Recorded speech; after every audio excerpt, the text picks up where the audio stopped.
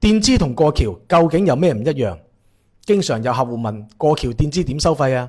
喺佢哋眼裏面，墊資同過橋好似就係同一樣嘢。今日用幾分鐘講清楚兩者嘅區別、功能、受眾、用途同埋收費都有咩唔同。首先我哋講墊資，佢嘅核心就係補臨時錢，解決眼前急單。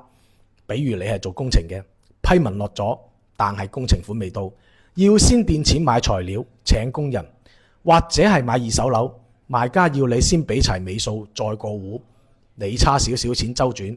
呢種為咗完成具體嘅事，臨時補資金缺口嘅就係墊資。佢嘅功能都好直接，就係幫你填坑，確保件事可以繼續做落去。咁受眾群體呢，主要係做生意嘅老闆、搞工程嘅團隊，或者買樓嘅時候遇到資金臨時周轉唔開嘅個人。用途亦都好明確，大多呢係同具體項目嘅交易掛鈎嘅，比如係工程墊資、貿易墊資、樓款墊資等等。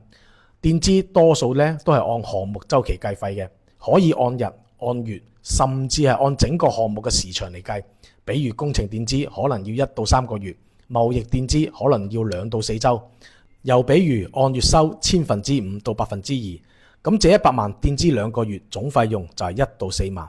費率呢通常係比過橋低少少嘅，但係勝在週期長，總費用可能會更加高。咁我哋再講過橋呢，佢個重點就係過渡，專門幫你還舊貸、借新貸。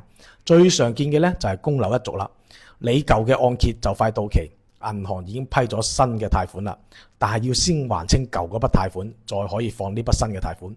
呢個時候缺嘅過渡錢就叫過橋。佢嘅功能呢係銜接新舊債務，唔使你因為暫時唔夠錢還舊債，錯過咗新嘅融資機會。受眾群體更加多嘅係到期嘅債務，需要續貸嘅個人或者企業，比如係供樓人士，比如係要續貸嘅小企業主。用途亦都好集中，主要就係還舊貸、續新貸，比如房貸過橋、企業貸款過橋。過橋幾乎都係按日計費嘅，因為佢嘅週期極短，通常幾日到1-2個禮拜就搞掂㗎啦。市面上常見每日收5%到1/1000.5左右。舉個例子，100萬嘅過橋，每日費用就係500到1500蚊，週期短，所以總費用唔會太高。